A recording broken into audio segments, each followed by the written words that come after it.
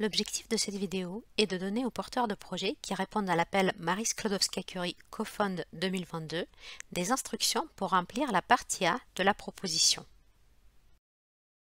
La proposition MSCI CoFund se compose de 3 parties. Partie A, des formulaires administratifs à remplir en ligne, et les parties B1 et B2, le dossier scientifique. La partie B1 est limitée à 34 pages et comprend une page de garde, la table des matières, la description générale du programme avec les informations sur le bénéficiaire et les 3 sections du projet qui correspondent aux 3 critères d'évaluation: excellence, impact et mise en œuvre. Ces 3 sections sont limitées à 30 pages maximum. La partie B2 n'est pas limitée en nombre de pages et se compose de 3 sections: éthique, organisation partenaire et les lettres d'engagement, obligatoires pour les partenaires associés et pour les partenaires exécutants. Un modèle de lettre d'engagement est fourni dans la section 6 de la partie B2 de la proposition. Avant d'accéder au dossier de la proposition, vous devez d'abord vous connecter à votre compte ECAS ou en créer un si vous n'en possédez pas, enregistrer votre projet depuis la page de l'appel à projet en choisissant le programme qui vous correspond, programme doctoral ou postdoctoral, rentrez le PIC de votre organisation, indiquez votre rôle dans le projet, Main Contact ou Contact Person, indiquez l'acronyme et le résumé du projet, qui peuvent être modifiés ultérieurement. Une fois ces informations rentrées, vous arrivez à la page Participants, où vous devez indiquer des contacts autres que vous au sein de votre établissement, qui vont avoir accès au dossier en ligne, et ajouter les partenaires. Attention, uniquement les partenaires associés doivent être ajoutés sur le portail avec leur code PIC et pas les partenaires exécutants. Maintenant que le dossier est créé et les participants renseignés, vous pouvez télécharger le modèle de la partie B et accéder au formulaire de la partie A en cliquant sur le bouton Edit Forms. Notez que vous aurez toujours la possibilité de retourner à l'étape 4 Participants si des changements doivent être faits concernant la liste des participants en cliquant sur Back to Participants List. La partie A se compose de 4 sections: information générale, participants, budget et éthique et sécurité. Les informations générales. Vous devez renseigner l'acronyme du projet, son titre, sa durée en mois et indiquer des mots-clés libres. Cette information est très importante car elle va servir à sélectionner des experts pour votre projet. Vous devez donc mettre des mots-clés qui caractérisent votre programme. S'il s'agit d'un programme pluridisciplinaire, vous pouvez mettre en avant par exemple des formations innovantes, des infrastructures de pointe auxquelles les chercheurs vont avoir accès, ou encore la dimension internationale de votre programme. Vous devez écrire le résumé du projet, une courte description de votre projet, maximum 2000 caractères, espace compris. Ce résumé est très important et il doit être percutant, donner envie à l'évaluateur de lire l'intégralité de la proposition. Il doit couvrir tous les aspects de la proposition: consortium, excellence, impact et mise en œuvre. Nous vous conseillons de le faire en dernier, lorsque la proposition du projet est déjà rédigée. Sur cette page, vous devez également déclarer si une proposition similaire a déjà été soumise dans les 2 dernières années à l'appel MSCI CoFund ou à un autre appel du programme cadre. C'est important car le panel d'évaluation peut aller voir la dernière version soumise pour vérifier s'il y a eu des améliorations. Ensuite, vous devez faire un certain nombre de déclarations. Donner un consentement explicite des partenaires sur leur participation et sur le contenu de la proposition. Certifier que le contenu de la proposition est complet et correct et qu'aucune activité prévue dans le cadre du projet n'a déjà démarré. Confirmer que les organisations participantes répondent aux critères d'éligibilité, qu'elles ne font pas objet de procédures d'exclusion dans le cadre du règlement financier de l'Union européenne et qu'elles ont la capacité financière et opérationnelle pour participer à ce projet. Pour formaliser ces aspects, mais aussi couvrir la confidentialité des échanges en phase de montage, vous pouvez conclure un pré-accord avec vos partenaires. C'est une possibilité, mais ce n'est pas une obligation. Participants. Par participant, il est entendu le bénéficiaire et ses éventuels partenaires associés encodés en ligne sur le portail grâce à leur PIC, que ce soit au moment de la création de la proposition de projet ou plus tard pendant le montage du projet. Il s'agit des entités légales, organismes ou entreprises impliquées dans votre projet et pas des individus qui vont participer au projet. Pour chaque participant encodé sur le portail, bénéficiaire ou partenaire associé, un formulaire administratif généré automatiquement est à compléter dans la section Participants de la partie A. Les partenaires exécutants connus en phase de montage n'étant pas encodés en ligne via leur PIC, il n'y a pas de formulaire administratif à compléter pour eux dans la partie A.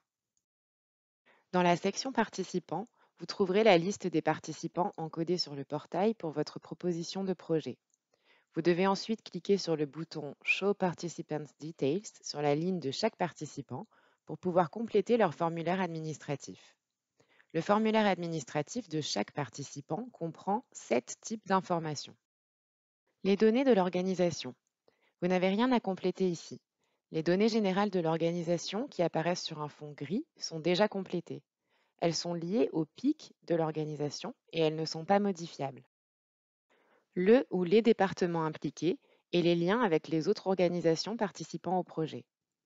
Par département, on entend généralement les unités de recherche, écoles doctorales ou services impliqués dans le projet au sein de l'organisation. Il faut compléter le nom du département et son adresse si elle diffère de l'adresse du siège social de l'organisation impliquée et déclarer les liens éventuels entre l'organisation et toute autre organisation participant au projet. 3 types de liens peuvent être sélectionnés ici. Même contrôle et contrôlé par ou contrôle. Les autres types de liens entre l'organisation et les autres partenaires du projet peuvent être décrits en partie B. Les informations concernant la personne contact principale pour l'organisation sont ensuite à compléter avec le titre de la personne, son genre, sa fonction dans l'organisation et le département au sein duquel il ou elle travaille. Vous avez également ici la possibilité d'ajouter un site web pour l'organisation ou la personne contact principale, ainsi que les numéros de téléphone de la personne contact principale ou d'autres personnes contact pour l'organisation. Vous avez ensuite la possibilité de lister les chercheurs impliqués dans le projet pour l'organisation. Il est important de noter que pour les propositions de projet CoFound, il ne faut rien renseigner dans cette partie, car les chercheurs encadrants ne sont pas encore connus à cette étape. Si par erreur vous avez complété quelque chose, vous pouvez cliquer sur le bouton Add, puis sur le bouton Remove de la ligne complétée par erreur pour effacer cette information. Si cette astuce ne fonctionne pas, vous pouvez également contacter l'IT Helpdesk de la Commission européenne qui pourra vous aider à résoudre ce problème technique. Le rôle joué par l'organisation dans le projet. Vous avez ici une liste de tous les potentiels rôles qui peuvent être joués par une organisation dans une proposition de projet CoFound et vous devez cocher le ou les rôles joués par l'organisation concernée par le formulaire. Vous avez ensuite la possibilité d'indiquer une liste de maximum 5 publications liées au projet, une liste de maximum 5 activités ou projets antérieurs liés au projet, ainsi que la liste d'infrastructures ou équipements techniques de l'organisation pertinents pour la mise en œuvre du projet. Il est à noter que dans le cadre d'un projet CoFound, la liste des publications n'est pas obligatoirement à renseigner, à l'exception des programmes CoFound thématiques pour lesquels il peut être pertinent de mentionner les publications en lien. En revanche, il est important de mentionner les projets ou activités antérieures, notamment les programmes de formation et de mobilité au sein desquels l'organisation a été impliquée, ainsi que les infrastructures ou les équipements techniques pertinents pour le projet. La déclaration sur le plan d'égalité de genre. Vous devez enfin indiquer si l'organisation dispose d'un plan d'égalité de genre respectant à minima les prérequis listés sous la question. Il est à noter que disposer d'un tel plan est désormais un critère d'éligibilité pour toutes les entités légales établies dans un État membre de l'Union européenne ou un pays associé à Horizon Europe et impliqués comme bénéficiaires s'il s'agit d'organismes publics comme les agences de financement de la recherche, les ministères ou toute autre autorité publique, y compris les organisations publiques for profit, d'établissements d'enseignement supérieur, publics ou privés, ou d'organisations de recherche, publiques ou privées. Si le plan est en cours d'élaboration, vous pouvez cocher oui, car le plan d'égalité de genre n'est pas contrôlé au moment de la soumission du projet. En revanche, il faudra que le plan soit signé et publié au moment de la contractualisation, sous peine pour l'organisation de ne pas pouvoir percevoir des fonds Horizon Europe de la Commission européenne. Si le projet est sélectionné pour financement, la contractualisation intervient dans les 5 mois suivant la soumission du projet. Nous arrivons maintenant au budget de votre projet.